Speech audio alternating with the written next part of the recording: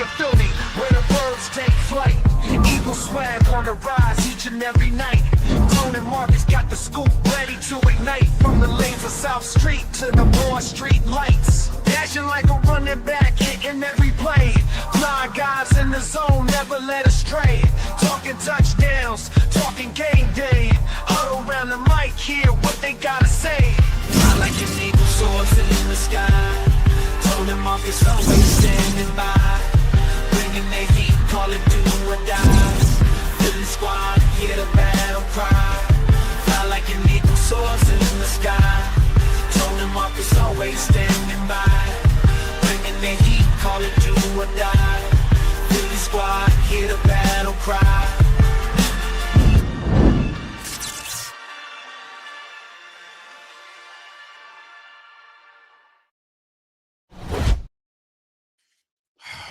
Can you feel a brand new day? we are here. We are finally done with this AJ Brown saga. And just when you thought it was safe, then you get all this other nonsense to pop up, man. But the elephant in the room, AJ Brown is out. Sometimes the most obvious solution is the right one. And the last couple of weeks before the trade, there was a lot of speculation going around. Everybody in Philadelphia crashed out when the Chargers jet landed in Philly. And you had a whole bunch of motion going on.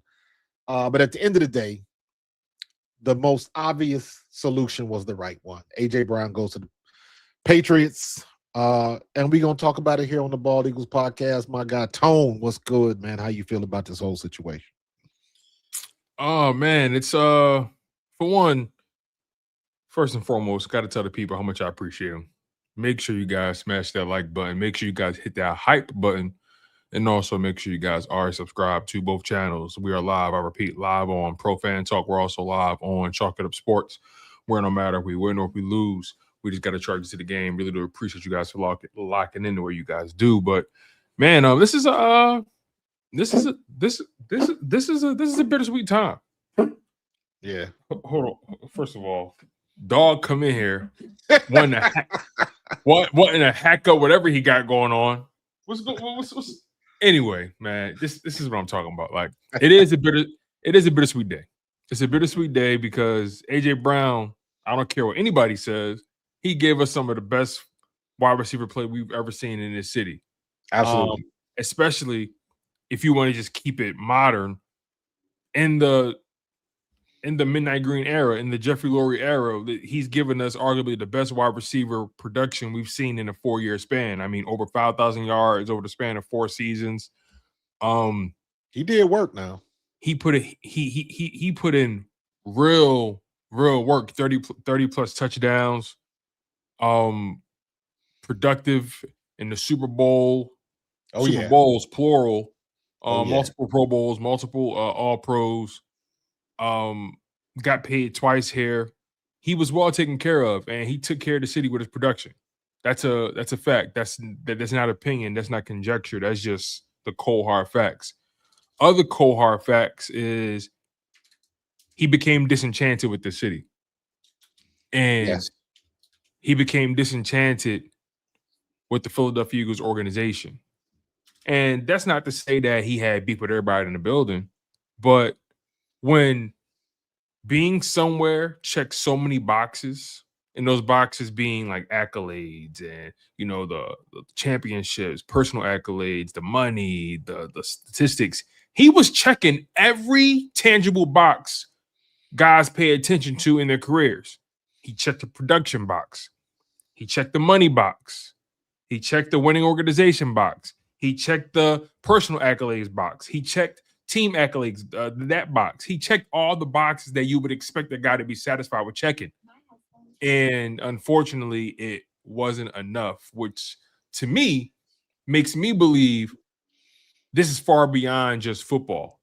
And as much as I wanted to just be about football, as much as I wanted to just be about, hey, you know what, he felt like Jalen Hurts was holding him back, as much as I would love for it to be about that, I think it's deeper than that. I think the reason this thing ran its course is because there has been a disconnect between QB1 and wide receiver 1.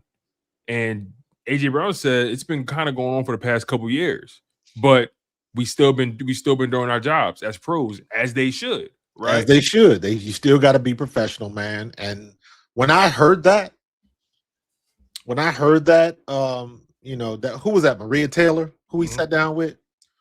Yeah.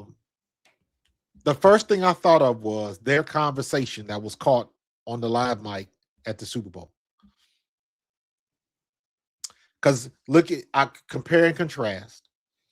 I look at the conversation between him and Smitty, which was a little bit more emotional, heartfelt, because Smitty was at home. And he was remember, Smitty was the one that said, like, his voice was cracking, like, you the one that held this shit together, man. He wasn't just crying because he was home, in my opinion. I think he was crying. Exactly. I know where you're going with this. Then you look at the conversation he had with AJ. The conversation he had with AJ, in my estimation, was like, hey, man, we've been through some stuff, but we got to where we needed to be. Yeah, we've been through some stuff, but we got it done nonetheless. Yeah. And I love you for that. Exactly. I love you for not allowing whatever we went through to stop us from getting to the ultimate goal, right? And I think ultimately there is a respect and a genuine love there. I don't think the relationship is the same. And you can't. AJ knows. AJ knows he's as productive as he was.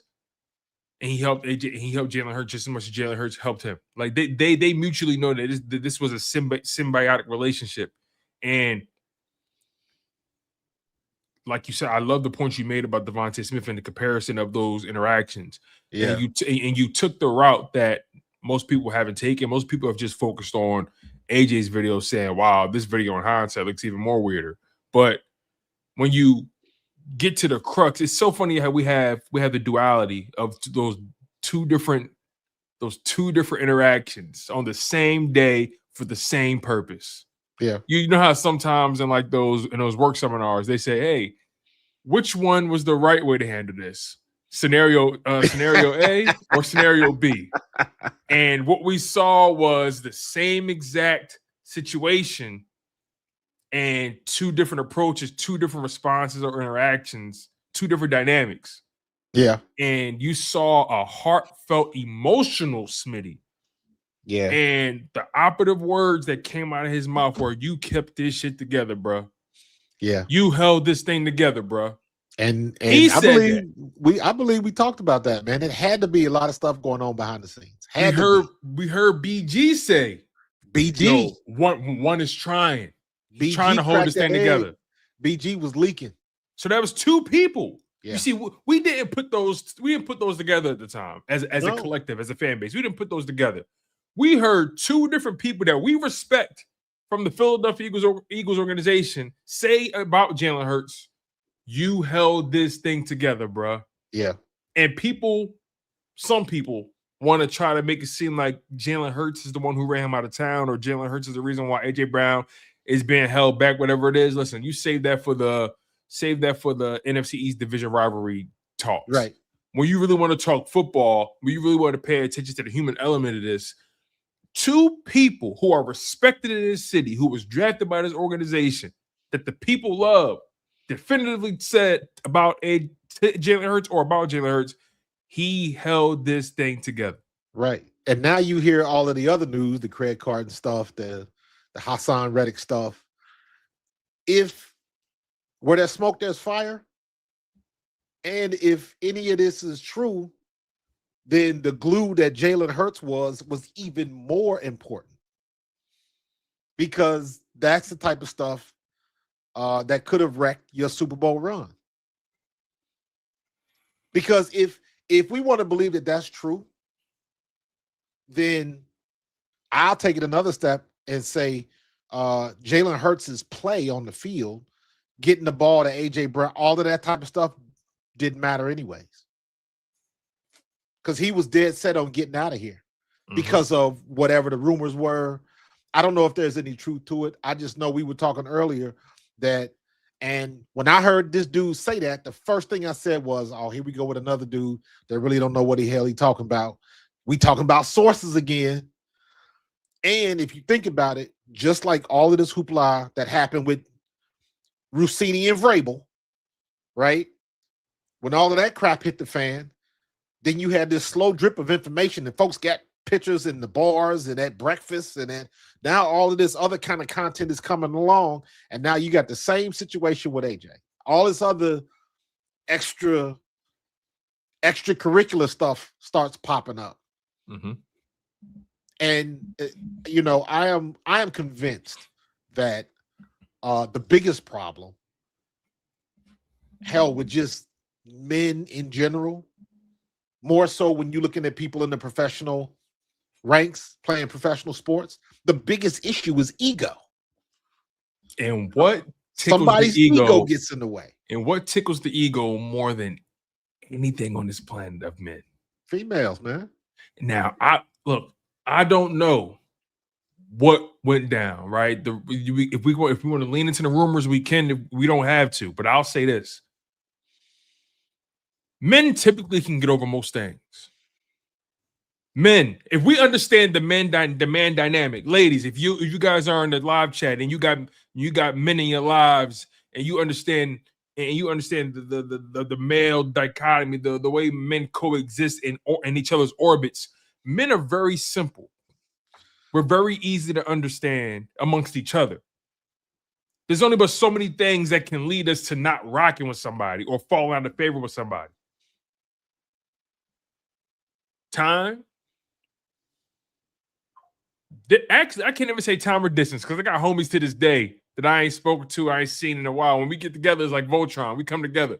It's like you never missed a day, man. Never missed a day. So when I exclude time and distance, those are things that ruin female relationships. No disrespect, y'all. But time and distance do that to them. But to us, it's never really about time. Never really about distance. What is it about? Guys fall out of favor because of money. I've seen that in real life. Money and females, bro. I've seen brothers fall out over a woman. I've seen that in history, not just in modern history. We're talking wars. Wars have been started. Bro, take it another step. Bro, that's biblical, bro. Helen of Troy. We've seen that's biblical. So we said money, we talking women, and what else can guys fall out about? Loyalty. Now, those are ways that you can be unloyal to a person through money, through women. But when it comes to guys, I can forgive my homie for most things. As long as he ain't rob me, and as long as he ain't trying to make a pass at my lady. Right. So you back to the main too. What went left? And ego, again, ego drives all of that. Ego drives all of that. Ego drives the desire for more money. You never have enough. You're never happy. You're never satisfied. And ego drives the obsession with women and how you react. And Marcus, I can't make it about money because they both got paid. Yeah, they both got paid. They both don't need for $1. So I can't say it's about money or somebody owing somebody something. I don't get that energy from them. So what's left? You know what's funny? I didn't think about it till just this second. Just this second. Hey, Jada, thank you for the super chat. Thank you, Jay. Appreciate you, man. Jay the legend. Just thought about this. When Jalen answered the question about AJ in the presser. And maybe this was a subtle dig, smooth as silk by Jalen Hurts. But this had to be a dig. This had to be, because now I'm connecting the dots and putting pieces together. Okay. Jalen Hurts said what did he say? He made a comment about something about it's nice, it's beautiful when you step into covenant. That's what he said. It's beautiful when you step into covenant. I know where you're going. Wow. Boy, Jalen Hurts is a smooth operator right there. That was a subtle dig, and if It's you don't know until you beautiful know. when you step in the covenant. When you step into covenant, it's a beautiful thing when you step into covenant. Obviously, he's talking about the marriage and all that kind of stuff. And, obviously, if he married and the situation that happened with Hassan was 2 years ago, I don't know if he was with this girl 2 years. I don't know what that looked like. But If I'm choosing that avenue, you go into the GPS, you put your destination, you got Yes, routes, sir. you got options. Yes, you can sir. do toll roads, you can do no toll roads, you can do highways, you could do local, right? Yep. If I'm taking the route that you plotting right now, and words are very important to me. Words are very important, bro. And Jalen doesn't mince one. And Jalen is very selective. Yes, he and is. Very patient. He took that sip before he talked. He took that sip. Took that sip. He knew what he was doing. And he said it's always a blessing when you're able to step in the covenant. Yep. He didn't say union. He didn't use the. He said he didn't say marriage. He knew exactly what he was saying. He knew exactly what he was doing. A covenant is beyond just an agreement. Yeah. A covenant is a decree, a dogma. A covenant is a oath. It's something beyond just an agreement. It's something beyond I do. It's a soul promise. You ever seen that movie, The Covenant, with Jake Gyllenhaal? No, I have not seen that. Long story short, plays a military guy. They was behind enemy lines, and he was carried through the battlefield by his translator from point A to point B for days on end, and he saved his life. And the promise was to get him his papers, him and his family, out of the country. Right. When Jake Gyllenhaal woke up in the hospital, he tried to figure out what happened to his man. He said he's still over there. He said, "What do you mean he's still over there? We're supposed to get him his papers." Long story less long, he felt like he owed him a blood oath, right? A covenant. This is beyond just help. He owed his word. He wanted to honor his word, and even beyond that, he went behind enemy lines without the support of his country. He had to dig deeper to his mercenary connections to get resources to get over there. Right. But he kept that covenant. Yo, that's a heavy term. Yeah, man. Because by saying that, and this is me injecting a little bit of my opinion in this, because in the time that we are in the social media time that we are in, most of these young couples put more effort into the wedding than they do the marriage. I'm 29 years in on working on 30, bro. So I'm when you get past 5, you already breaking the odds. You already doing better than most. I just celebrated my 5th in February. Yeah, man. When the divorce rate is still above what? Ain't like 48% or something? Damn near 50%? I think it's above 50. It's crazy. So saying all of this to say, all of this new information that's coming out from all of the other off the field stuff that was going on, that was a slick move by Jalen Hurts. Yeah, and again, that's his intention, bro. That was ninja precision. And that's if that was his intention, but nonetheless, I like the way your brain working. To be quite frank with you, I think what's even more interesting about, just to move it forward a little bit, is that now that AJ is out of Philadelphia, you see, you've traded one media cesspool for another. Boston is not a light place media wise. No. So his first, he hasn't been a Patriot for 48 hours, and already the Boston media is like, look, the Patriots are taking probably a bigger risk than the Eagles. Yeah, because you're betting on a 29 going on 30-year-old wide receiver who was given everything from an organization, a world-class organization. Absolutely. That had the personal accolades, the team success, the numbers, had the defense. Most guys are fighting to get out of turbulent situations just so they can just win, so their efforts aren't for naught. You have Boston. Ask Myles Garrett. You have Boston media already saying he quit on a world-class organization. He showed bad character. And a lot of Boston media, from what I'm hearing, feels like they overpaid. Now, I'm not here to disparage A.J. Brown, but you got to throw in the knee issues and the hamstring that they've been. I was just about to say that. He passed his physical, according to Variable. He passed his physical. But I had never heard that. But I had never heard that he had major issues with his knees. I know he had hamstring issues a couple times, but I didn't know he had issues with his knees. And the fact that I guess it was the Rams that was said, yeah, we ain't feeling it. Rumor is the Rams backed out because of the knee. Yes. And again, I think AJ Brown is still in his prime. But I agree. But if the prime is what is it? What did you call it? An ellipsis? Yeah. Or if his prime is an ellipsis, he's quite literally on the downside of prime. He's still in prime, but he's on the downside of prime. He's not on in my opinion, he's not in the peak of prime anymore. I think he's on the downside of prime. Here's how I look at AJ. And this is my opinion. Because AJ, thank you, Justin. Thank you, Justin. Appreciate you, man. AJ is somebody who was on the tippy top elite level for taking care of his body, right?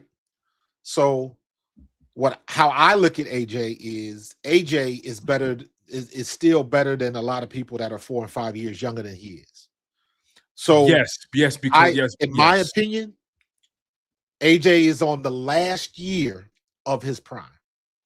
Next year he'll still be really good, but you will see the decline because then he'll be plus 30. Let me ask you a question then. I like where you're going.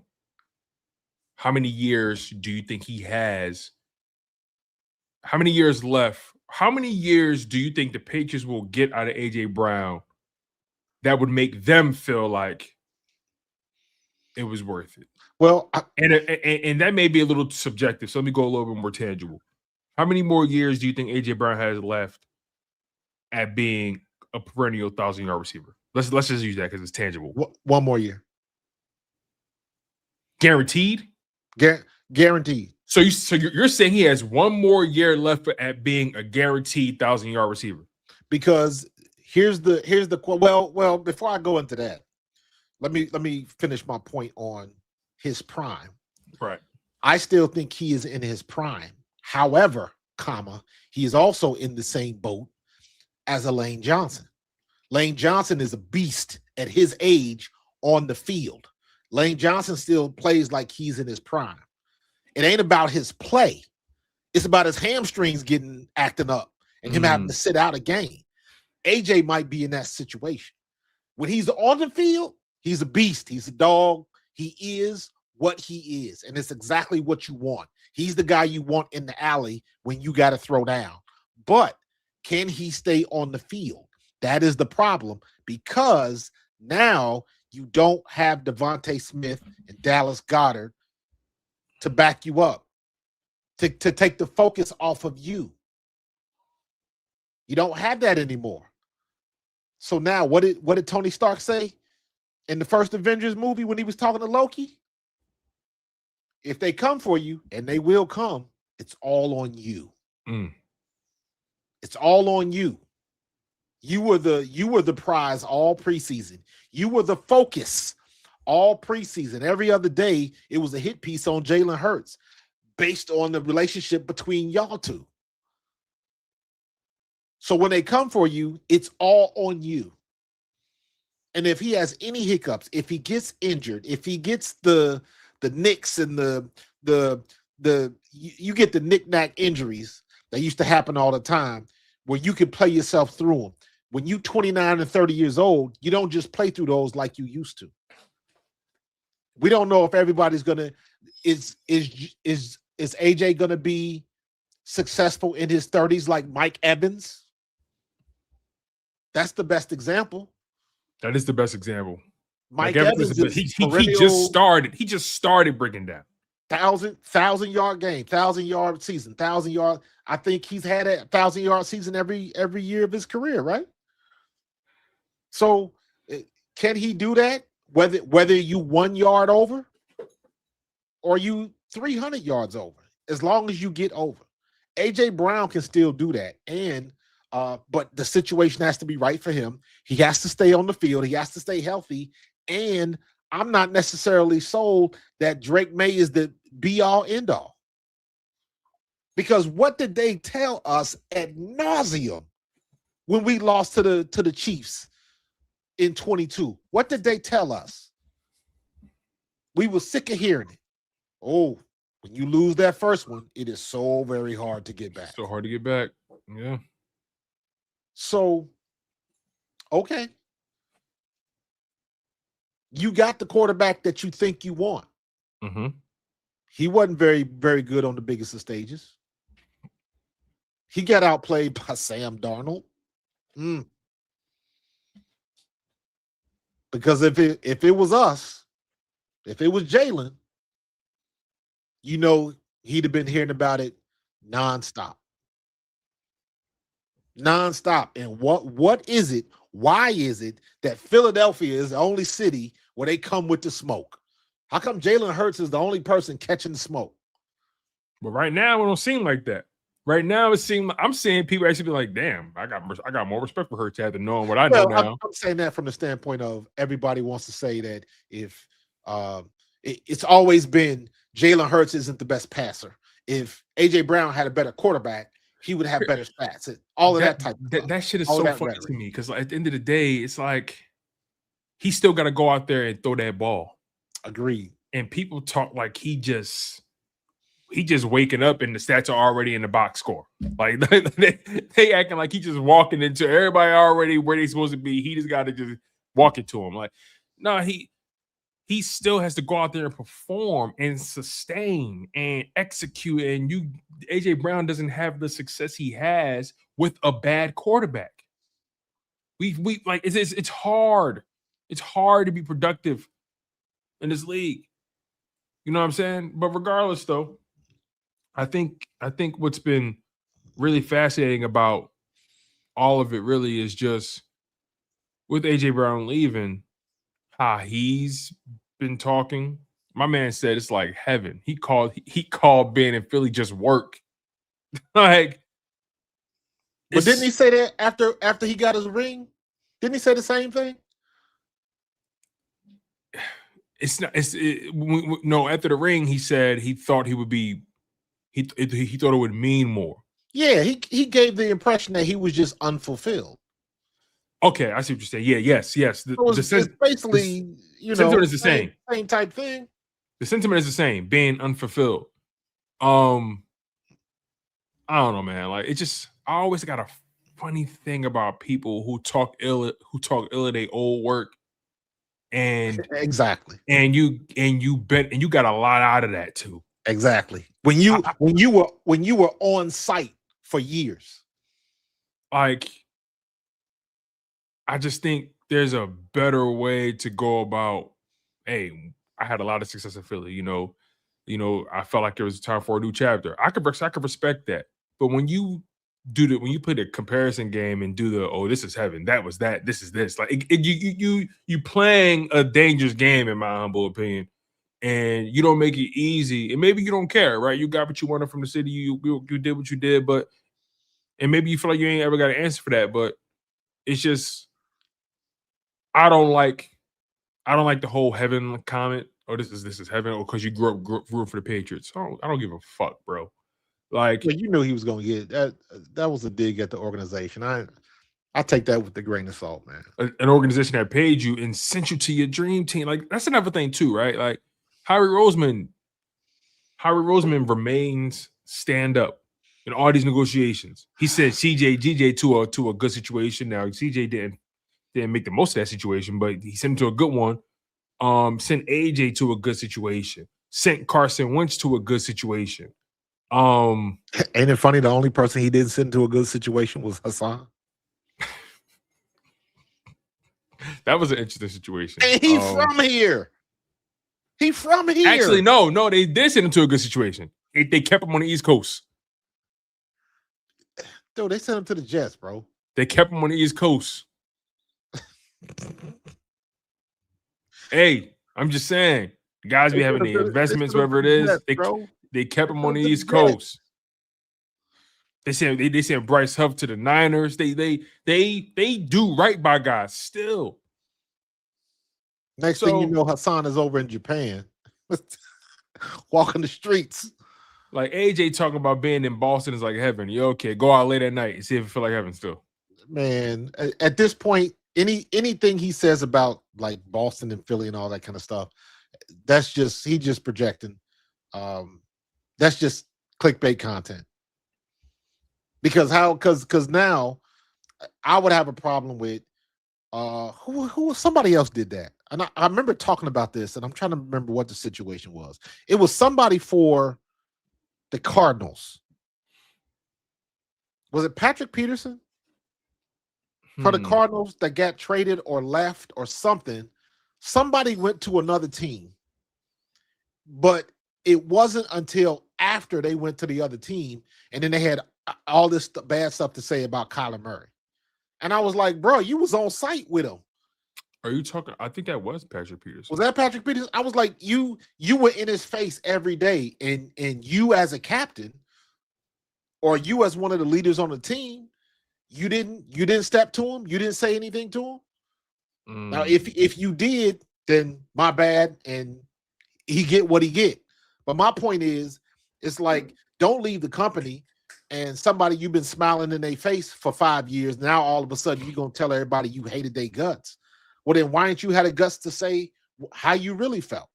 Ain't that how it always go though? People feel emboldened. You know, they feel emboldened. Once they feel like they out of the smoke. But sometimes all you doing is trading one headache for another. You traded one bullet. You traded one bullet for another. And Boston's not going to be an easy city to beat. I'm telling you.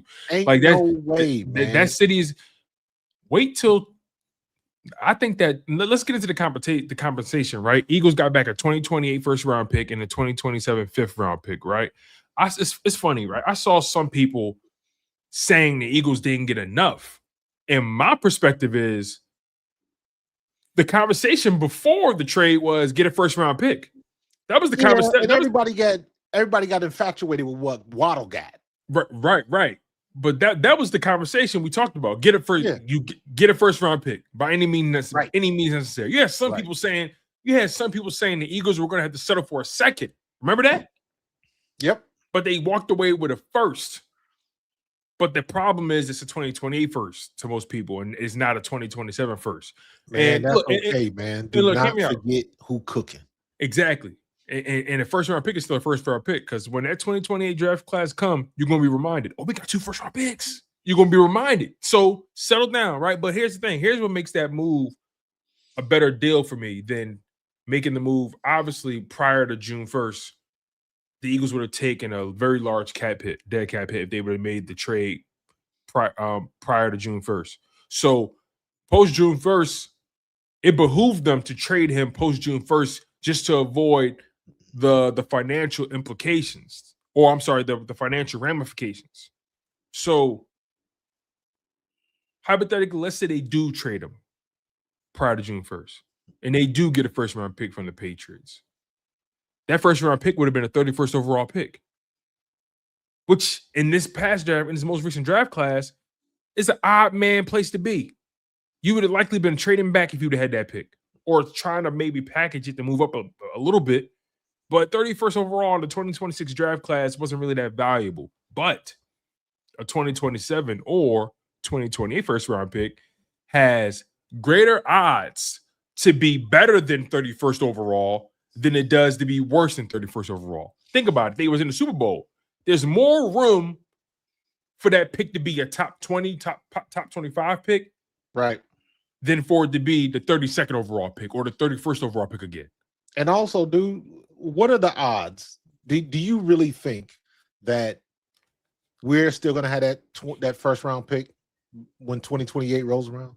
You never, to your point, it's very plausible Howie Roseman packages that in the 2027 draft class to move up maybe 5 picks with 10, whatever it may be. That first round pick is how you got AJ Brown. Exactly. Think about that. Exactly. And traded, then, not to mention, look at what everybody did last year. Mm-hmm. Look, use 2025 as an example, right? Anybody that wants a quarterback, they were trying to set it themselves up so they would have a player, Arch Manning, who comes out next year. Mm-hmm. So when it's 2025, we looking at 2027 like that's a long time. No, it ain't. It's not. 2020. No, it's not. So, and plus, y'all got to stop treating Howie like he a regular schmegler GM, dude. Howie is the cook. And to your point, Howie knows what he's doing. Howie can take that first round pick and flip it to something else and get the pick back before we even know it. Let Howie cook. Leave him alone. He's not your average GM. Nah. Here's why. Because he's been given a certain level of access and control and grace that most GMs don't have. That's why most GMs, they would get crucified for taking the 2028 first round pick because, as a matter of fact, any other GM other than Howie Roseman wouldn't even be able to settle for that. You want to know why? Because in their mind, they're always thinking 1 to 2 years. They can't think beyond that because they're a GM, and they will get rid of a GM before they get rid of a coach, and they would get rid of a coach before they get rid of a player. So if you're any other team, you can't take a 2028 first round pick because you may not live to use it. Fact. But Howie Roseman, on the other hand, a 2028 first round pick has as much value as a 2026 first round pick.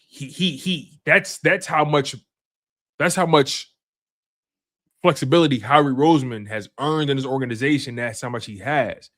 So a 2028 first round pick is valued at a first round pick for Howie Roseman, whereas the other GMs, they say the later the first round pick or the further in time the first round pick is, you take it down by a round. So they say a 2027 first round pick is really a second, or 2028 is really a third. And not in Howie Roseman's hands. A 2020 first round pick remains a first round pick for 2028. And when it comes, when that tab comes due, Philadelphia, you're going to be very happy about the results of that.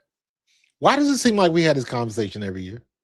Because it's par for the course, and I mean sometimes you gotta just remind people and keep them grounded. That's all. It come with it. You know what I'm saying? Like sometimes people act brand new. Sometimes you got new fans, and Howie Roseman has been doing this, and he understands business. And you walked away with a first round pick for a player. You got arguably the best production he's ever going to give in this league.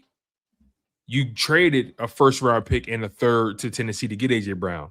And 4 years later, after getting 5,000 plus yards, 30 plus touchdowns, 2 Super Bowl appearances, a Super Bowl win, multiple Pro Bowls and all pro seasons out of him. 4 years later, he's 29 years old, 4 or 5 years older. And you managed to flip that first and third round pick investment plus the money that you paid him. You flipped all that and got a first round pick back and got a 5th round pick just to sweeten it up. I think the Philadelphia Eagles, that AJ Brown contract, because I saw people talk about the money too. Oh, they paid him, he did him dirty. The Eagles made that money back just off that Super Bowl. They made that money back like that. That's not for us to worry about. The money side. Howie ain't worried about that. Exactly. The money means nothing. You got a first round pick back for a guy who's 4 years older and departing from his prime. You managed to flip that guy for another first round pick. Howie Roseman did exactly what he was supposed to do. You got a guy out of the building that people knew you were trading. People knew who you were trading him to, and you still was able to get them to give you a first round pick. And it was nobody. The Patriots were bidding against themselves. Yeah. You still got them to give you a first round pick when there was nobody else bidding in the pot. You know how gangster that is? You sold sand to the beach. Pretty much. Pretty much. Let him, leave him alone. Leave him alone. Don't bother him. Don't wake him up. Just let him do what he do. And he has never failed us. So, So now you get into the production of guys coming in now, right? Makai Lemon, who was sidelined with a hamstring, he's going to be shut down until I they was come back for. looking for something about that. I just saw him in the background, and I was like, I didn't see anything that said what happened. Just a tweak. He's just being nothing cautious. serious. Nothing serious. Plenty of time between now and training camp, and he'll be just fine. You know, that's just them just protecting the investment, being cautious. I wouldn't be concerned. Wicks is the one I'm looking at. Wicks is the one. I heard Wicks is looking good. Wicks has got a chip on the shoulder, man. Yeah. Because I think he under delivered a little bit with Green Bay. He was Green Bay's version of what's the name? What's the receiver we had that was always dropping balls? We talking about Quez? Quez Watkins. Thank you. No, I think Wicks is better than Quez. I agree, but that's the closest comp I can come up with. Somebody that's got talent, got speed, got size, but would just kind of not come through in the big moments. Yeah. So we'll see. Yeah. I'm really excited for Devontae Smith. You know, he spoke today, and he was like, "Listen, it don't matter if I'm 1, 2, 3, 4, or 5. I still got a job to do. Still got a job to do."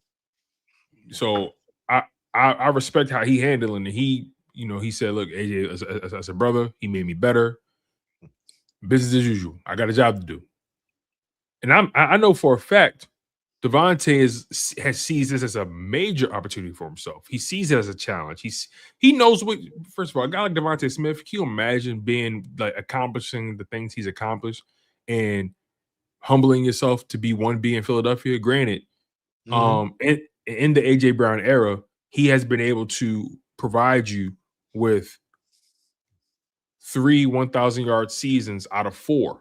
He was still able to eclipse 1,000 yards 3 times while still playing with AJ Brown. That speaks volumes about his ability to produce and maximize opportunities. Right. Like, think about that. With AJ Brown still been in the building, still got his. So imagine now being the number 1 again. With the opportunities this offense is probably going to afford him. You have a more polished Jalen Hurts. Jalen Hurts, who's highly motivated. I think Jalen Hurts is more invigorated than ever. I think he sees this as a challenge, a real challenge, and I think he's willing, he's ready to prove something to not only just the world but to himself that he's able to take his game to another level. I think that's a real big deal. That people just overlooked. Every time Jalen Hurts was called to the carpet, every time Jalen Hurts' mettle was tested, he rose. Every failure, he responded. Every setback, he responded. He has a proven track record of overcoming, and that is something I want my quarterback to have. There's a lot of these guys who they claim who are more talented than Jalen Hurts, but do they have a PhD in overcoming? I don't think they do. It is not an easy thing to do what Jalen Hurts does at that level, at that position, consistently, and with the turnover rate that he has for offensive coordinators. Nobody has ever done it like this. He's setting his own legacy when it comes to this. We've been to the Super Bowl twice with 2 different coordinators. And if we would have had anybody worth their salt last year, we may have went back. At the very least, we'd have had a longer run in the playoffs. But I'm thinking, the more I look at tape and look at stuff from last year and just look how regular it was and how below average we played, we just couldn't get it together. My man Carlos in the chat, he always liked to call it, we was running that prevent offense. And we just, for whatever reason, we could never put it together. And I am under the impression that Mannion already has a better mental game. Patullo was playing checkers. Mannion's playing chess. Yeah, I mean, you have the one thing that's being spoken about the most is Mannion's intellect. I mean, he's been spoken highly about and I mean, I don't expect them to say anything bad about him, but the tenor in Jalen Hurts' speak when it comes to the coaching, the tenor overall in the offense, everyone just sounds rejuvenated. Everyone seems Yes, like they're agreed. looking forward to becoming this new version. Yeah, especially now that AJ's gone. Yeah, and I think some people have looked at the whole AJ Brown departure a little wrong in terms of replacing his production. Because here's the thing, it's Devontae Smith. The question you have to ask yourself is not, can the Eagles bring a player in to replace AJ Brown's production? The real question you should be asking is, can Devontae Smith replace AJ Brown's production? And Right. then anybody else beyond Devontae Smith, can they provide you with the Devontae Smith level of production, something close to it? And that is an average of 900 to 1,100 yards a season. Is there anybody on the roster who can guarantee you a minimum of 900 yards as a number 2 option right now? That's what's going to have to be learned. That's what's going to have to be realized. That's who's going to have to step up. The person who can replace the Devontae Smith production and be a dynamic force on your offense. And it can be a collective, right? Can you get elevated production out of your 3-4 receivers than you normally would in years past? You're going to have to. Devontae Smith is going to get the bulk of those targets, and then after that, I think it's going to be a smorgasbord of production from a myriad of people on any given Sunday. I think it's going to have to be a combination of Mekhi Lemon and Dontavian Wicks. Yes, that's why I think Wicks is so important. I would agree with you in terms of the production, right? And who I think is guaranteed to make the roster. Wicks and Mekhi Lemon are going to make the roster. I think if you can get, and I expect Mekhi Lemon to do more than this, but if you can get an 800-yard rookie season on Mekhi Lemon and a 600-yard season out of Dontavian Wicks, yeah, I think that's a combination. Win. That's a win. Yeah, I agree. And we haven't even gotten to tight end action. We haven't even gotten to hitting the running backs. You know, I think Dallas is going to have a good year because we are going to utilize two tight ends a lot more than people realize. And I think Dallas is going to I think Dallas is going to play all 17 games again this year. He had a healthy year last year, but I think Eli Stowers being there, a dynamic piece, is going to take some pressure off of him. We're going to see a fresher Dallas Goedert, probably a more dominant Dallas Goedert, just because of the extra attention that's going to be laid. I think this offense, even after losing AJ Brown, it's the most fascinating case study in the league right now in terms of what an offense could potentially look like. New OC who's bringing in fresh ideas. You got a Super Bowl MVP quarterback.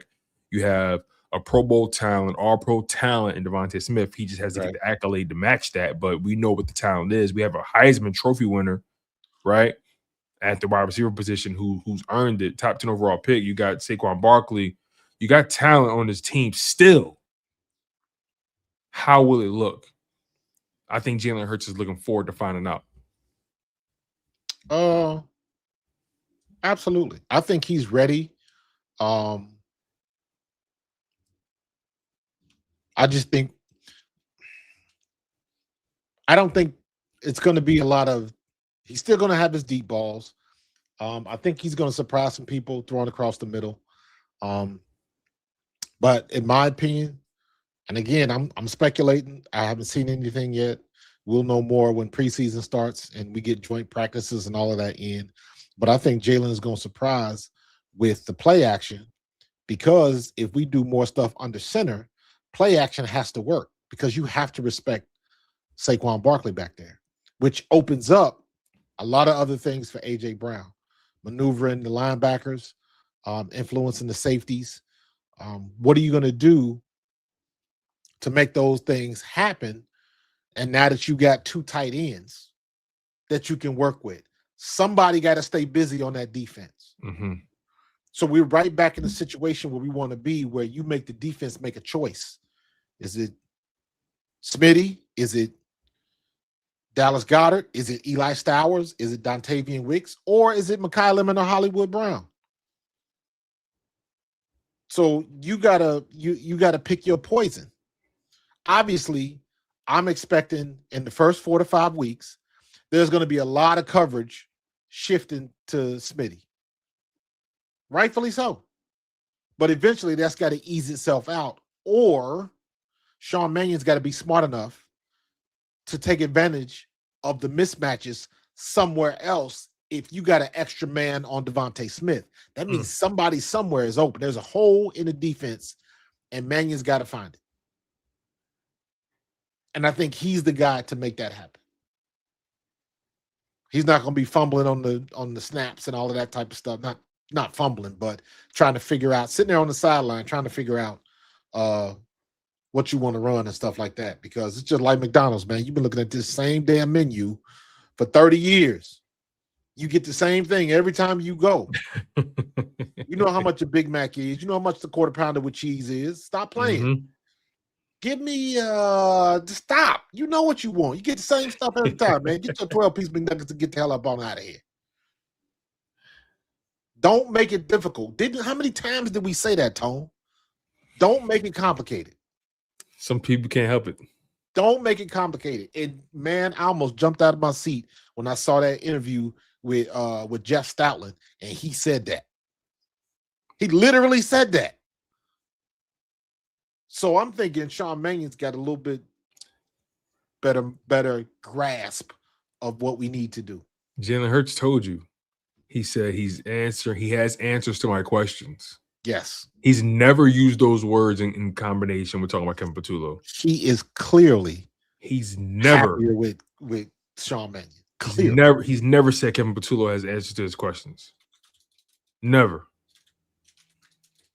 It's almost like I said, the tenor in Jalen Hurts' voice is entirely different in comparison to when Kevin Patullo took over. Right.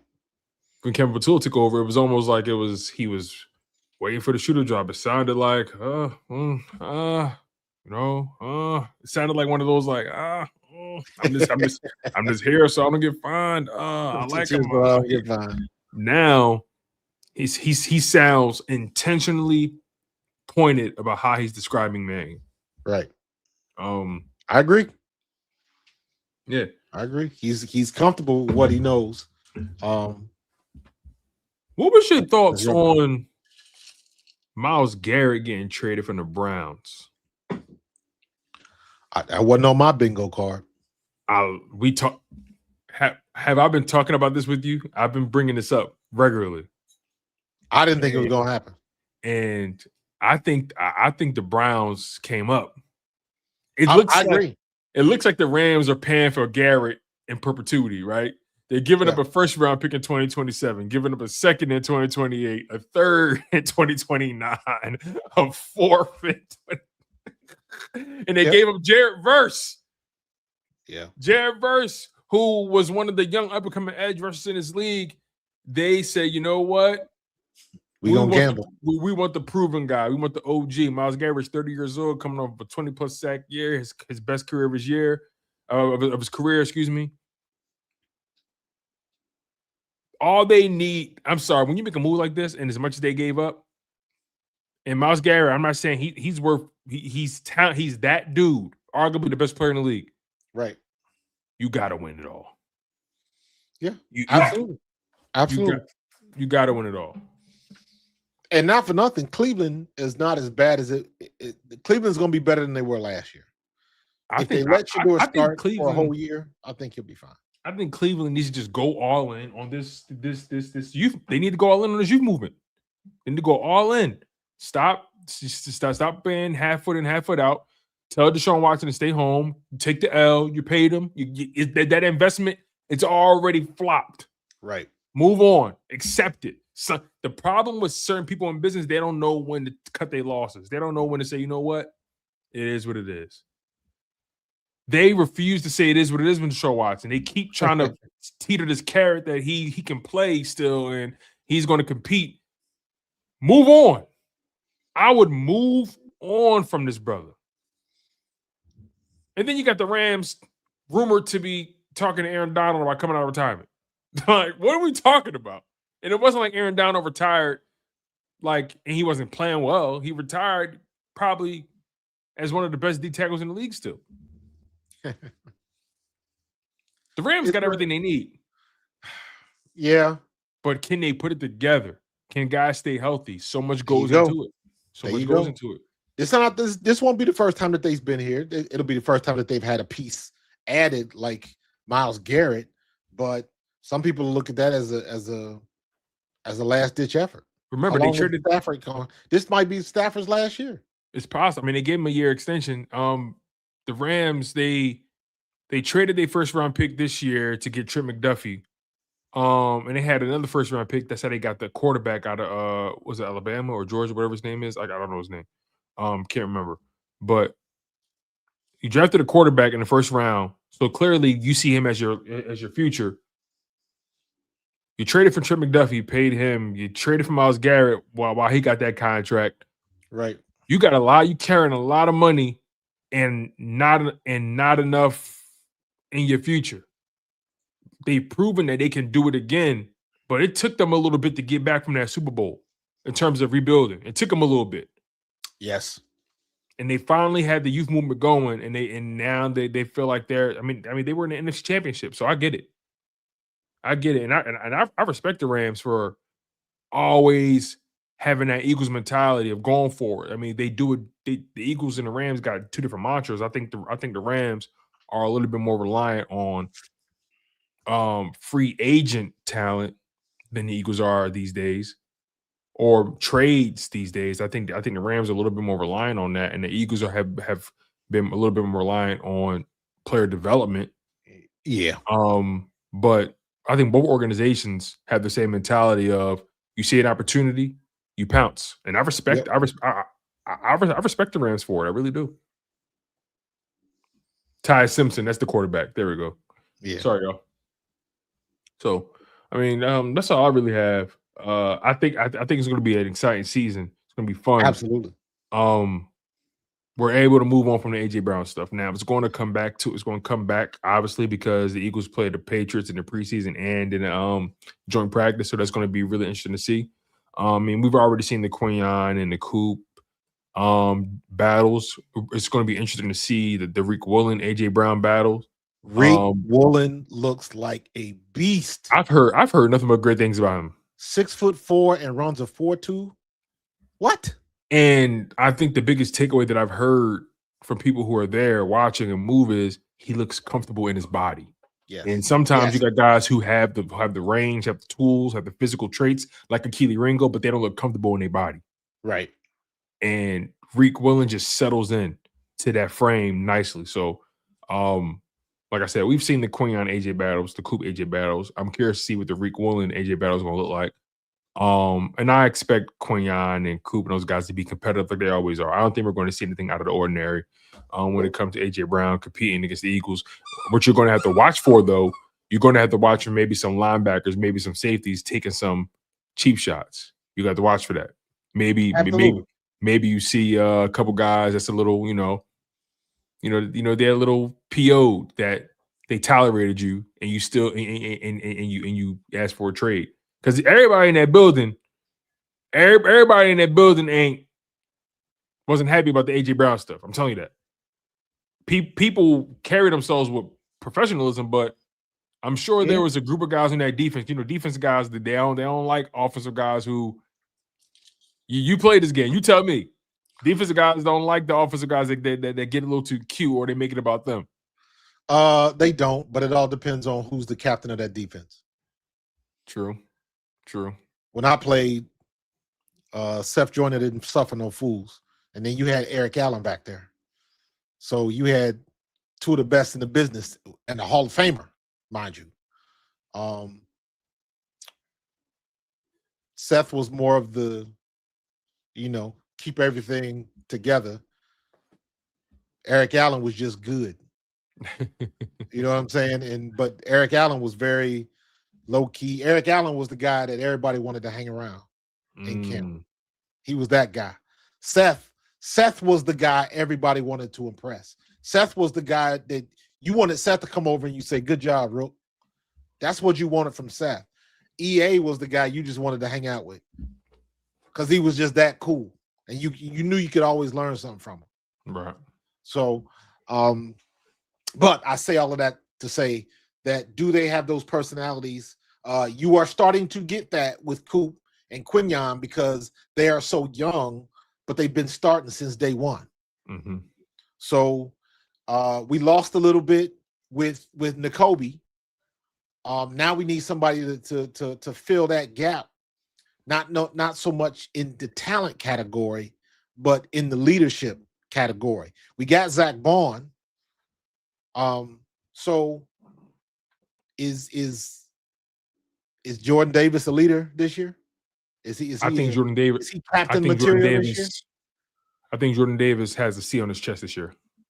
I can see that happening. Jalen Carter should, but he won't. Nolan Smith won't. Especially not after this. No. Jordan Davis is going to have a C on his chest. You're going to see Davis, Cooper DeJean. Cooper DeJean is going to have a C. Absolutely. Zach Bond will have it. Zach Bond's going to have a C. So that's 3 C's right there. Yep. And then you got Saquon, Jalen. And don't be surprised. Don't be surprised if you see Jonathan Grenard with a C. I forgot about. How could I forget about him? How did I forget about him already? I think you're going to see 4 C's on that defense. You're going to see Jordan Davis, makes sense. Cooper DeJean, Zach Bond, and I think Jonathan Grenard gets a C. I think Jonathan Grenard makes a big impression in training camp. That's fair.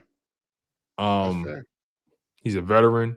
The way he's talked in his press conferences about this team and every interview I've seen, he looks like he's really about pouring into the young guys and leading by example. And hey, the play don't care who make it. It's all about making the play. So I could see Grenard with a C on his chest this year. I mean, we've seen guys come in and get that C pretty quickly when they make an impression. Right. So offensively, it's going to be Mailata, of course. I think Smitty gets his C back. I think Smitty gets that C back. Saquon obviously got the C, and obviously, and Hurts got a C. Smitty, yes, absolutely. Yeah, Smitty gets his C back for sure. For sure. Yeah, because he needs it. Yeah. I think the thing is he already had a C in the past. I don't know what happened. I don't know if it was a numbers game, but he had a C in the past. And he doesn't seem like the kind of guy who would lose the C for his behavior. So it had to be a numbers game. Right. What moves do you see, and this will be the last topic before we get out of here.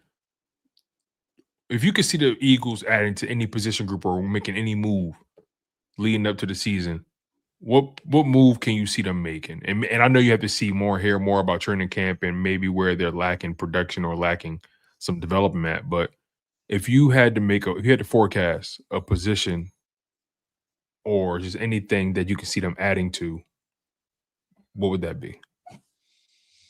Adding to? Yeah.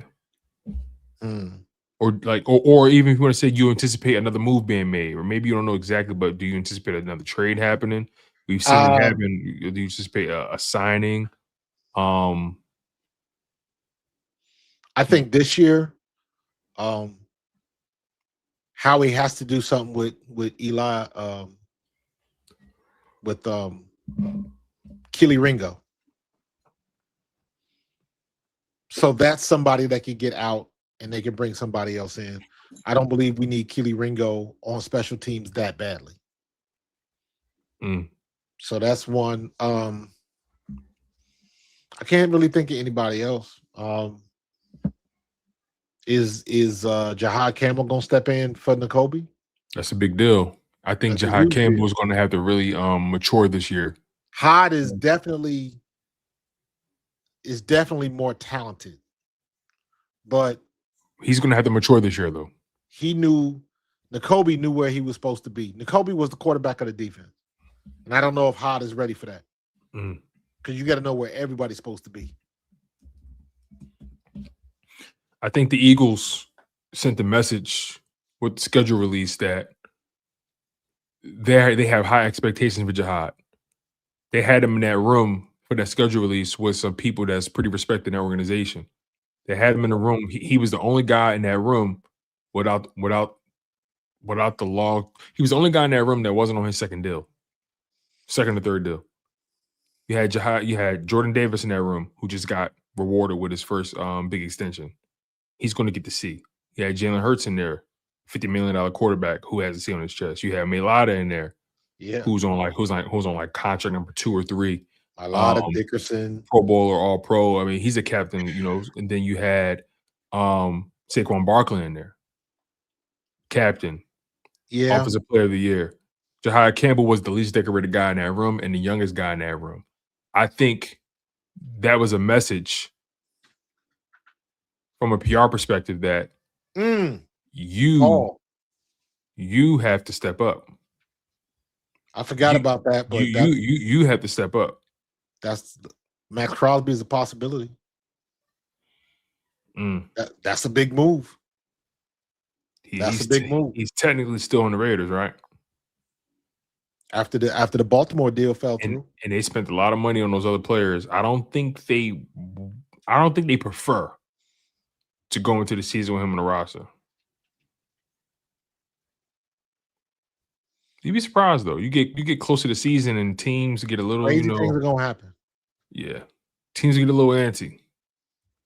Crazy things are gonna happen, bro. It ain't done. Yeah, Howie might be done, but it's some moving and shaking that's still going on. Yeah, but I think Jihad is the guy that they have high expectations out of. Yeah. And it's going to be up to him to mature, step into the role, and show up.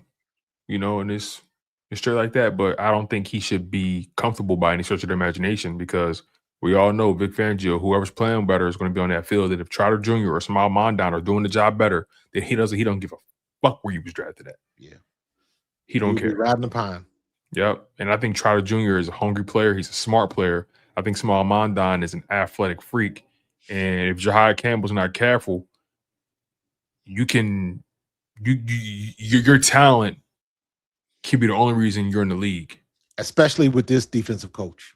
Yeah. Especially with Fangio, the way he is. Because I don't think he's coming into the season with Jahai Campbell automatically being a shoo-in for that Nicole Bedeen role. I don't think he is. I think he has to. I think he wants to. But if someone's clearly playing better and it's working better, you're going to put them on the field. I think he's going to end up starting just because he's been here. He's comfortable in his position and he knows what to do. Now, what he does with that information remains to be seen. Mm-hmm. And again, I want Jihad to be the guy, by the way, you guys. Don't get me twisted. Some of y'all get a little sensitive about some of these players. We know this already. Yep. I think Jihad Campbell has all the tools to be the guy. Can he polish his game? I don't think it's not about talent or the physicals with him. It's about agreed.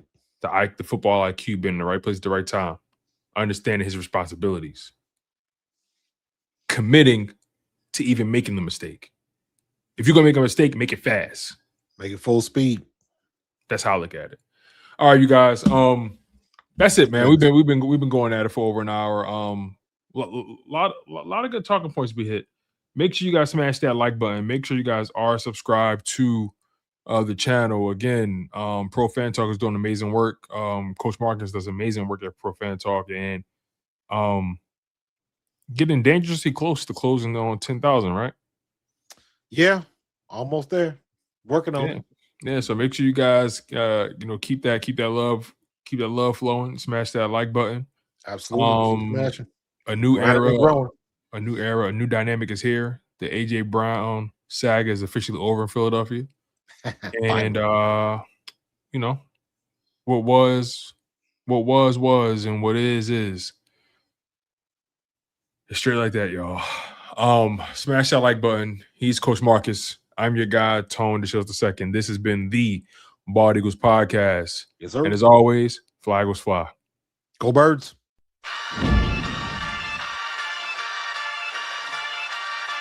the city of Philly, where the birds take flight, Eagle swag on the rise each and every night. Tone and Marcus got the scoop ready to ignite. From the lanes of South Street to the Moore Street lights. Dashing like a running back, hitting every play. Blind guys in the zone, never led astray. Talking touchdowns, talking game day. Huddle around the mic, hear what they gotta say. Fly like an eagle soaring in the sky. Tone and Marcus always standing by.